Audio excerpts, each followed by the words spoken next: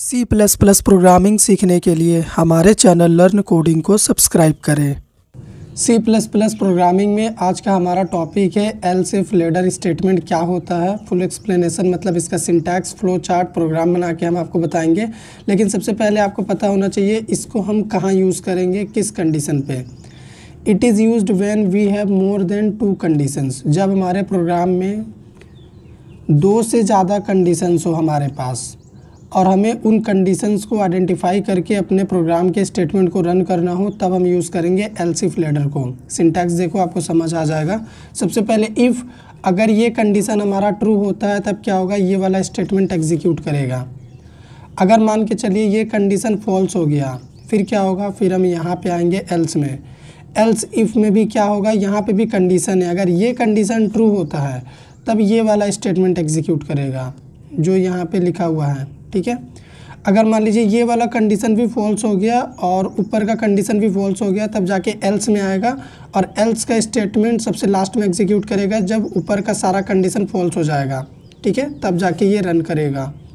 अभी इसका flow chart देखो, ग्राफिकल रिप्रेजेंटेशन आपको लिखना है स्टार्ट, फिर कंडीशन। अगर फॉल्स हो गया देन अगेन कंडीशन चेक करेंगे सेकंड वाला, फिर से फॉल्स हो गया, अगर और भी इफ एल्स का ब्लॉक है तो वो कंडीशन चेक होगा, नहीं तो एल्स का कोड एग्जीक्यूट करेगा जो लास्ट में लिखा होता है। लेकिन अगर कंडीशन ट्रू होगा तो इफ़ का कोड चलेगा।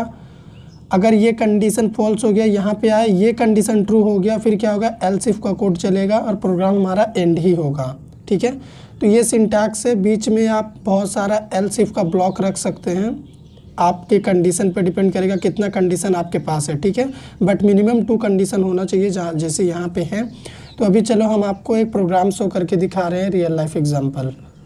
प्रोग्राम में हम क्या करेंगे, यहाँ पे एक सिंपल सा प्रोग्राम हमारा होगा टैक्स कैलकुलेशन का, ठीक है। तो सबसे पहले कंडीशन क्या होगा कि अगर मान लीजिए हमारा अमाउंट 1 लाख से कम होगा तो हमें कोई टैक्स नहीं देना है। 1 लाख से 5 लाख के बीच में अगर अमाउंट रहेगा तो 10% टैक्स लगना चाहिए, ऐसा कुछ हमारा कंडीशन होगा, ठीक है। तो ये प्रोग्राम कैसे बनेगा, सबसे पहले तो हमें अमाउंट इनपुट करना पड़ेगा। तो हम सी आउट में एक मैसेज पास करेंगे, एंटर अमाउंट, ठीक है। और अमाउंट इनपुट करने के लिए सीन का यूज़ करेंगे हम। यहाँ पे एएमटी वेरिएबल में हम अमाउंट इनपुट ले रहे हैं। तो अभी ये एएमटी वेरिएबल हमने क्रिएट नहीं करा है, तो यहाँ पे हम क्या कर रहे हैं, इसको क्रिएट कर ले रहे हैं एएमटी। जब रिक्वायरमेंट होगा तभी वेरिएबल क्रिएट करिएगा, ठीक है। अब अमाउंट हमारे पास आ चुका है। अब ये जो अमाउंट हमने इनपुट ले लिया है, इसी अमाउंट पे हम क्या करेंगे, टैक्स कैलकुलेट करेंगे। तो इफ़ एल्स इफ़ का सिंटैक्स क्या होता है, हम आपको सबसे पहले वो यहाँ पे लिख के दिखा दे रहे हैं, ठीक है। अभी जस्ट हम सिंटैक्स लिख रहे हैं अपने कंडीशन के लिए, और एक एंड में एल्स होगा। अगर और भी ब्लॉक का नीड होगा तो हम बाद में ले लेंगे। तो सबसे पहला कंडीशन हमारा होगा, अगर मान लीजिए अमाउंट हमारा इनपुट किया हुआ amount less than equal to 1 lakh होता है, फिर क्या है, फिर हमें कोई भी टैक्स पे नहीं करना है। तो यहाँ पे सी आउट में एक मैसेज पास करेंगे, ठीक है, नो नीड टू पे टैक्स, ये मैसेज प्रिंट होगा। अब हमारा सेकंड कंडीशन क्या होगा कि अगर मान लीजिए हमारा अमाउंट ग्रेटर देन 1 लाख होता है, ठीक है, और वही same amount less than equal to 5 lakh, तब इस रेंज में कितना टैक्स देना पड़ेगा। इस रेंज में अगर अमाउंट इनपुट होता है तो इस रेंज में यहाँ पे 10% का टैक्स लगना चाहिए। तो टैक्स किस पे लगेगा, अमाउंट पे लगेगा। कितना परसेंट, 10%। तो यहाँ पे हमारा जो भी अमाउंट होगा उसको हम मल्टीप्लाई करेंगे 10 से, फिर डिवाइड कर देंगे उसको 100 से। तो ये 10% का वैल्यू हमें जनरेट करके देगा। तो इसको एक टैक्स नाम के वेरिएबल में हम स्टोर कर लेंगे, ठीक है। हमारा टैक्स आ गया 10% हमारे इनपुट किए हुए अमाउंट पे। फिर क्या करेंगे, हम टैक्स अमाउंट को प्रिंट कर देंगे। तो यहाँ पे हम क्या करेंगे, एक मैसेज दे देंगे टैक्स अमाउंट, और यहाँ पे वेरिएबल को हम प्रिंट कर लेंगे टैक्स। और टैक्स वेरिएबल अभी हमने क्रिएट नहीं करा, तो यहाँ पे उसको भी हम क्या कर रहे हैं, डिक्लेयर कर ले रहे हैं टैक्स। अभी मान लो मुझे एक और कंडीशन देना है, उसके बाद एल्स का बात हम करेंगे। तो हम क्या करेंगे, एक और कंडीशन के लिए एक और ब्लॉक यहाँ पे क्रिएट कर लेंगे। अमाउंट हमारा मान लो ग्रेटर देन होता है 5 लाख और लेस देन इक्वल टू कितना होता है 10 लाख, तो यहाँ पे कितना टैक्स लगना चाहिए 20%। ठीक है, तो यहाँ पे टैक्स कैलकुलेट होके आ गया। और अब यहाँ पे एल्स में क्या रिज़ल्ट आएगा, एल्स में रिज़ल्ट आएगा, सबसे पहले इसको कॉपी करते हैं और यहाँ पे पेस्ट कर रहे हैं। एल्स का मतलब क्या हुआ यहाँ पे कि अगर अमाउंट मान लीजिए 10 लाख से भी ज़्यादा हुआ, ठीक है, तो एल्स में आएगा और यहाँ पे 10 लाख से ज़्यादा अमाउंट का टैक्स लगेगा 40%। ठीक है, और यहाँ पे वो रिज़ल्ट आएगा। और ये एल्स तब एग्जीक्यूट करेगा जब हम अमाउंट 10 लाख से ग्रेटर इनपुट करेंगे। प्रोग्राम हमारा रेडी है। सबसे पहले इसको क्या कर रहे हैं, हम रन कर रहे हैं और आपको रिज़ल्ट शो कर रहे हैं कि सही से काम कर रहा कि नहीं। तो अभी हम अमाउंट इनपुट कर रहे हैं, मान लीजिए 90,000। ठीक है, तो यहाँ पे देखो नो नीड टू पे टैक्स, ये मैसेज आ चुका है। क्यों, क्योंकि अमाउंट क्या इनपुट किया हम 90,000। तो ड्राई रन कर दे, कैसे काम कर रहा है ये। सबसे पहले हमने अमाउंट क्या इनपुट किया, हमने अमाउंट किया 90,000 AMT में। फिर यहाँ पे कंपेयर हो रहा, AMT का वैल्यू 90,000 क्या less than equal to 1 lakh है।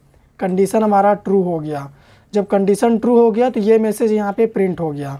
ठीक है, अभी हम क्या कर रहे हैं, प्रोग्राम को फिर से रन कर रहे हैं और यहाँ पे एक अलग अमाउंट इनपुट कर रहे हैं। अमाउंट हम इनपुट कर देते हैं अभी 3 लाख।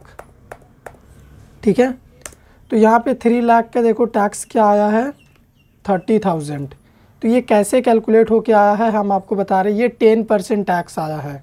ठीक है, 3 लाख का 10%। तो 10% क्यों आया, सबसे पहले तो यहाँ पे हम AMT में एक वैल्यू इनपुट किए। ठीक है, वैल्यू इनपुट क्या किए हम 3 लाख। उसके बाद यहाँ पे कंपेयर करेगा क्या हमारा इनपुट किया हुआ 3 lakh less than equal to 1 lakh है। तो ये कंडीशन फॉल्स हो गया। कंडीशन फॉल्स हुआ तभी यहाँ पे आ रहा क्या हमारा AMT का value 3 lakh greater than 1 lakh है, कंडीशन ट्रू। उसके बाद यहाँ पे भी देखिएगा क्या हमारा इनपुट किया हुआ 3 lakh less than equal to 5 lakh है, कंडीशन ट्रू। जब दोनों कंडीशन ट्रू हो गया तो यहाँ पे देखो 10% हमारा निकल के आ रहा। 3 लाख इंटू 10 डिवाइड 100, तो पहले 10 को 100 से डिवाइड करेंगे, 10 बचेगा। उसके बाद 3 लाख को 10 से कर देंगे, 30,000 टैक्स में स्टोर हो गया। ठीक है, अब अगर मान लो हम एक बिग अमाउंट इनपुट कर दें, क्या 12 लाख, तो यहाँ पे देखो 12 लाख का हमारा टैक्स कैलकुलेट होके आया है 40%, यानी 4,80,000। तो ये कैसे आ गया 40%। अमाउंट क्या इनपुट किए हम 12 लाख। तो इसको हम क्या कर रहे हैं, सबसे पहले स्क्रीन को क्लोज कर रहे हैं। तो 12 लाख का कंडीशन देखो यहाँ पे लेस कंडीशन हमने लगाया हुआ 10 लाख का, लेकिन हमने वैल्यू इनपुट किया था 12 लाख। तो 12 लाख 10 लाख से ग्रेटर हो गया, इसका मतलब ये एल्स में आ गया। और एल्स में 10 लाख से कोई भी ग्रेटर वैल्यू आप इनपुट करेंगे वो एल्स में आएगा। और एल्स में आने का मतलब ही है 40% का टैक्स यहाँ से जनरेट होगा और वो टैक्स अमाउंट यहाँ पे प्रिंट हो गया। ठीक है, तो इस तरीके से ये काम कर रहा है हमारा प्रोग्राम। आपका रिक्वायरमेंट क्या है, आपका होमवर्क क्या है कि आप जब रिज़ल्ट रन करोगे ना तो यहाँ पे टोटल अमाउंट भी प्रिंट होना चाहिए, टैक्स भी प्रिंट होना चाहिए, और टैक्स कैलकुलेट होने के बाद सैलरी से यानी टोटल अमाउंट से टैक्स को माइनस करने के बाद अमाउंट कितना बचा वो भी प्रिंट करना है आपको। ये आपका टास्क होगा। ठीक है, अगर आपको हमारा ये प्रोग्राम समझ में आया हो तो वीडियो को लाइक करिएगा, शेयर करिएगा, चैनल पे नए हैं सब्सक्राइब करिएगा।